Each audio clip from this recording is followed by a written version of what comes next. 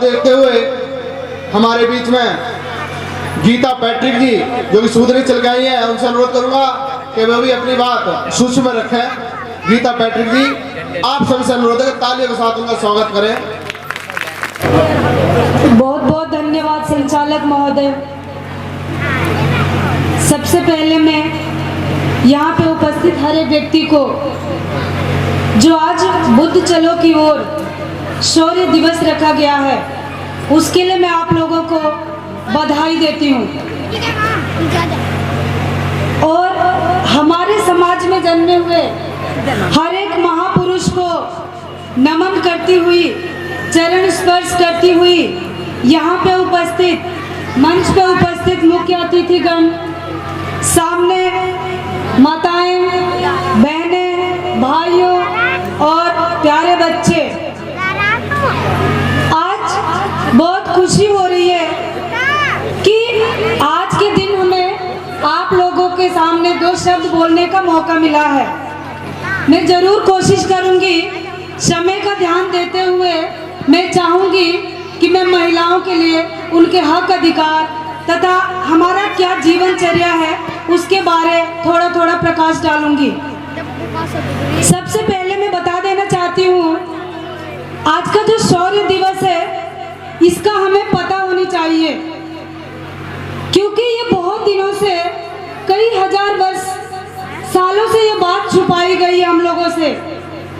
जो कल 1 जनवरी हम नया साल मनाते हैं, उस नया साल केवल हम नए रूप में मनाते हैं, लेकिन उसके पीछे का छुपा हुआ रहस्य हमको पता नहीं चलता है।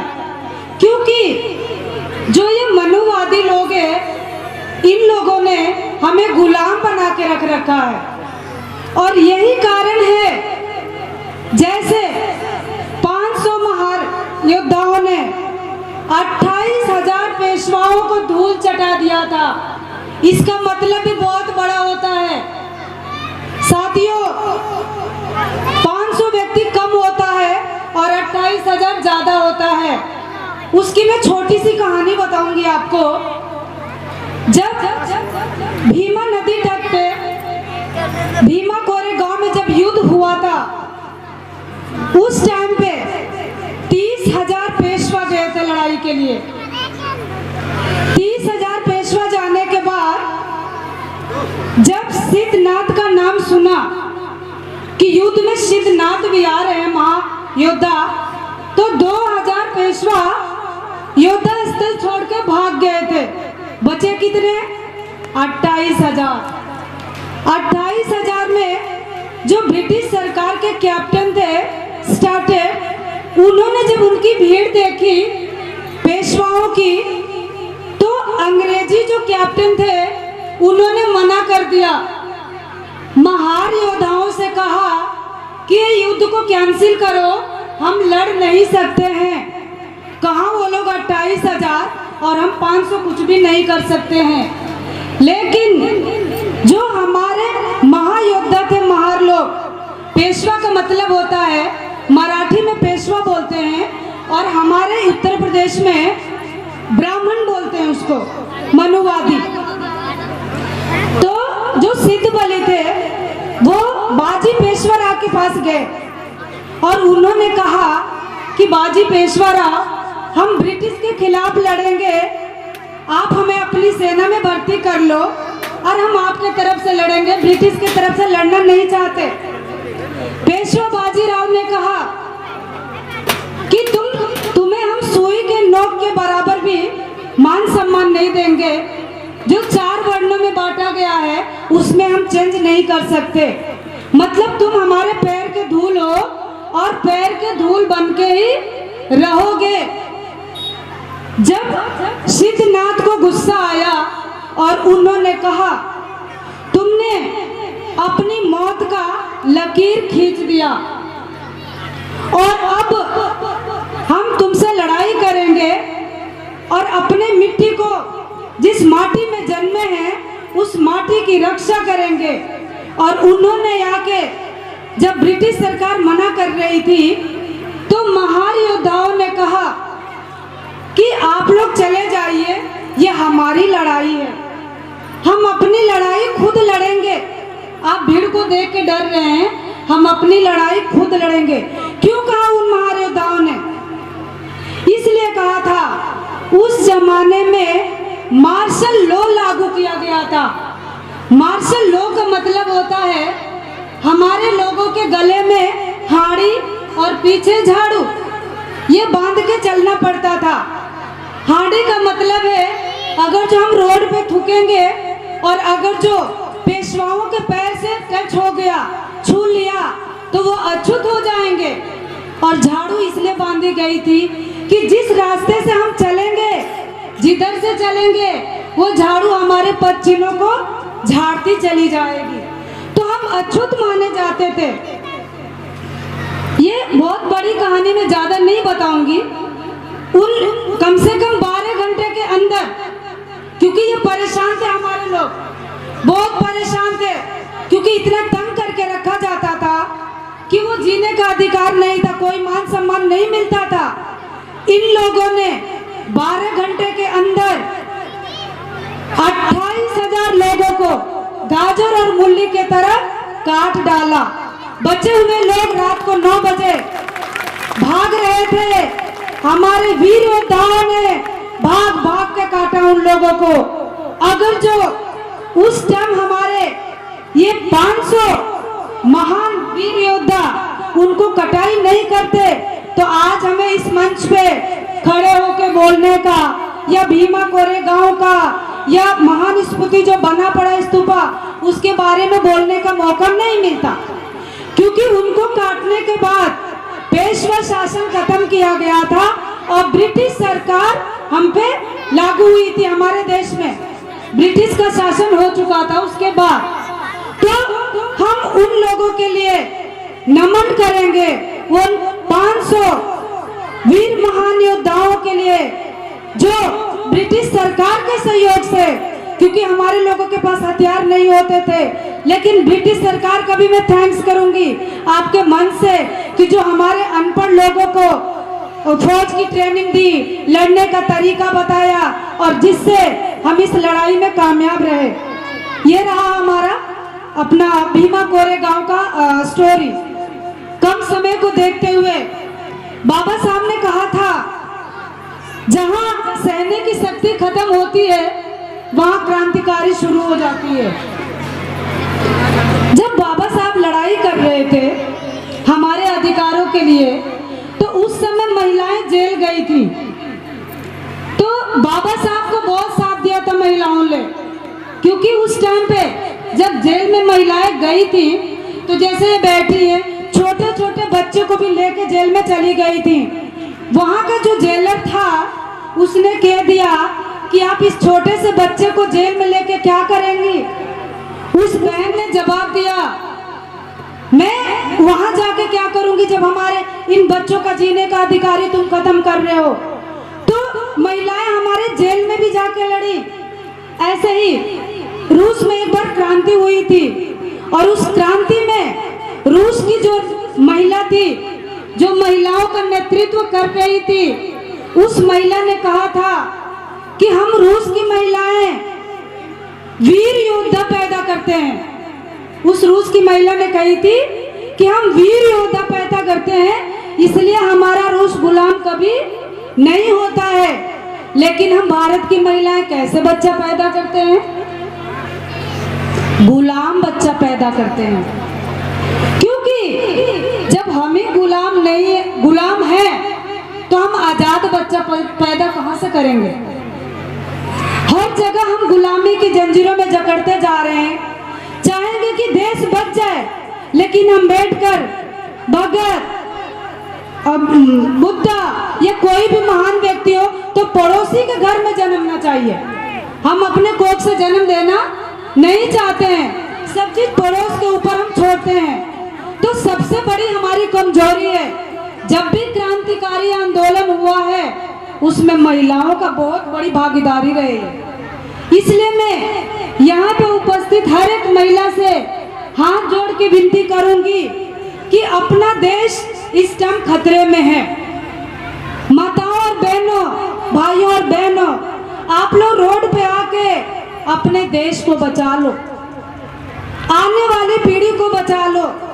अगर जो आप अपने घर से नहीं निकलते हैं तो जो भी आपकी आने वाली जनरेशन है वो गुलाम रह जाएगी। आप बताइए, भीमा कोरे गांव का इतिहास कौन से क्लास में पढ़ाया जाता है? हम भी पढ़े हैं थोड़े बहुत, लेकिन आज तक किसी टीचर के मुंह से हमने नहीं सुना। क्यों नहीं सुना? क्योंकि ये इतिहास जब से दबाया गया है। जब 200 वर्ष पूरे हुए थे तो इस पे बैन लगाया था लोगों को भीमा कोरे गांव जाने से भी, क्योंकि लोगों को मार पिटाई, यहाँ तक कि 40 गाड़ियों में आग भी लगा दी गई थी। और 4 साल हो गए, एक इस पे फिल्म बनी है 500 बैटल ऑफ कोरा गांव, और आज 4 साल होने को जा रहे हैं, लेकिन वो फिल्म रिलीज नहीं होने देने जा रही है। क्यों नहीं देने जा रही है? क्योंकि ये मनुवादी जानते हैं कि अगर जो मूल निवासी बहुजन समाज में जागरूकता आ गई तो देश के शासक हम बनेंगे, और इस वजह से इनको डर लग रहा है और आज वो फिल्म को रिलीज नहीं होने दे रहे। अभी भी बनी पड़ी है, जाने कितनी फिल्में आती हैं, कितनी जाती हैं, लेकिन अगर जो हमारे लोग उस मूवी को देखेंगे 500 बैटल ऑफ कोरे गांव को और रिलीज होएगी तो उस दिन सत्ता में हम बैठेंगे, राज हमारा होगा, मंत्री हम होंगे, संतरी हम होंगे, क्योंकि हम संख्या में 85% है। क्योंकि बाबा साहब ने कहा है कि जिसकी जितनी संख्या बारी उसकी उतनी हिस्सेदारी। आप बताइए, ये सरकार कौन सा कानून लागू कर रही है? हमारे सारे हक अधिकार को वो खा रही है। हमारे से शिक्षा भी छीन लिया, रोजगार छीन लिया। हमारे उत्तर प्रदेश में हर आए दिन हमारी माताओं और बहनों के साथ, छोटी छोटी बच्चियों के साथ जघन्य अपराध किए जा रहे हैं, जिसको मैं बोल भी नहीं सकती। हम रोडों पे चिल्ला चिल्ला के कहते हैं कि हमारी बहन बेटी को बचाने के लिए कोई नया कानून लाया जाए, और कानून नहीं ला सकते हो तो हमारे पे हथियार दे दो, हम अपनी इज्जत अपने आप ही बचा लेंगे। हम देखेंगे कौन सा वो गुंडा है जो हमारी इज्जत को ताड़े-ताड़ कर सकता है। आज इस मंच से मैं उस बहन, क्रांतिकारी बहन फूलन देवी को भी नमन करती हूँ। वो हमारी बहुजन समाज की महिला थी, वो महिला हमारी बेटी बहन थी और हमारे समाज की थी। उसने 22 ठाकुरों को एक लाइन में खड़ा करके गोली मार दिया था। क्या हम अपनी बचाव नहीं कर सकते हैं? कर सकते हैं। आप अपने आप को कमजोर मत समझो। आपको पता है संविधान ने बेरोजगारी भत्ता नियम बनाए, एक्ट है। अगर जो कोई संविधान पढ़ा हो तो उसमें पढ़ के देखिए, बाबा साहब ने बेरोजगारी भत्ता दिया था। और आप देखो हम कितने लोग बेरोजगार बैठे हैं और कितने हमें बेरोजगार भत्ता मिल रहे हैं। क्योंकि ये बेरोजगार भत्ता देने से तो गए हमारे हक अधिकार, हमें गुलाम बनाने का ये षड्यंत्र रच रहे हैं। अगर जो आप दिन रात सोए रहेंगे, केवल बच्चों तक सीमित रहेंगे, अपनी फैमिली तक सीमित रहेंगे, तो आप भविष्य का निर्माण नहीं कर सकते। बाबा साहब ने कहा था, जो कौम अपना इतिहास नहीं जानती वो अपने भविष्य का निर्माण नहीं कर सकती है। तो हम इसलिए अपने भविष्य का निर्माण नहीं कर सकते क्योंकि जितने हमारे महापुरुष हैं हमारे लिए लड़ाइयाँ लड़ी हैं, हमारा सारा इतिहास खत्म किया जा रहा है। तो हम लड़ाई कैसे लड़ेंगे? साथियों, मैं कल 3 तारीख है और 3 तारीख में माता सावित्री बाई का जन्मदिन है, और वो माता सावित्री बाई हमारी शिक्षा की देवी होती हैं। क्योंकि हमें स्कूलों में सावित्री बाई तो नहीं पढ़ाया गया, पर सरस्वती का नाम दिया है। लेकिन जब किताब पढ़ते हैं और सरस्वती का जन्म, मर्म या उसके भाई बहन या उसको खानदान के बारे पूछते हैं तो सरस्वती का कहीं कुछ नहीं आता है। जो माता सावित्री बाई फूले हैं, उन्होंने हम माताओं को शिक्षा देने का अधिकार दिलाया था। और हमारे लिए बहुत दिक्कतें भी झेली थी। समय हमारे पास बहुत कम है। मैं आप लोगों को इस मंच से एक बात और बताना चाहूँगी, 2 मिनट और लेना चाहूँगी सर। देखिए अभी ई श्रम कार्ड बन रहा, बताने के लिए तो बहुत सारी बातें मंच पे और भी वक्तागण है। ई श्रम कार्ड बना रहे लोग, और हमारे लोग सबसे ज्यादा लाइन में जाके उस कार्ड को बना रहे। ई श्रम मतलब मजदूर कार्ड। अगर जो आपको मजदूर का सर्टिफिकेट मिल जाएगा और 1 साल बाद आप नौकरी के लिए जाएंगे तो क्या आपको नौकरी दे देंगे? वो लोग दे देंगे? नहीं देंगे। वो कहेंगे कि आपका मजदूर का कार्ड बन गया है और आप परमानेंट मजदूर हैं और मजबूर बन के रहिए। तो आप उस चीज को देखिए कि हमें मजदूर और मजबूर नहीं बनना है, हमें टिकाऊ जनता बननी है। अपने टिकाऊ, जैसे बाबा साहब ने कहा था, बिकाऊ नहीं बनना, टिकाऊ बनना है। तो हमें इन सब चीजों के लिए लाइन नहीं लगानी है। पहले आपको सोचो क्या है, उसका क्या मतलब है। ये हमें गुलामी की निशानी है, इसे हम गुलाम बनने जा रहे हैं। तो आप फिर से गुलाम मत बनो, ऑलरेडी वो बनाने के लिए प्लानिंग कर रखे हैं। समय का बहुत अभाव है, मैं अपनी बात को छोटी करती हुई मैं एक नारा बोलूंगी। ये आजादी झूठी है, देश की जनता भूखी है।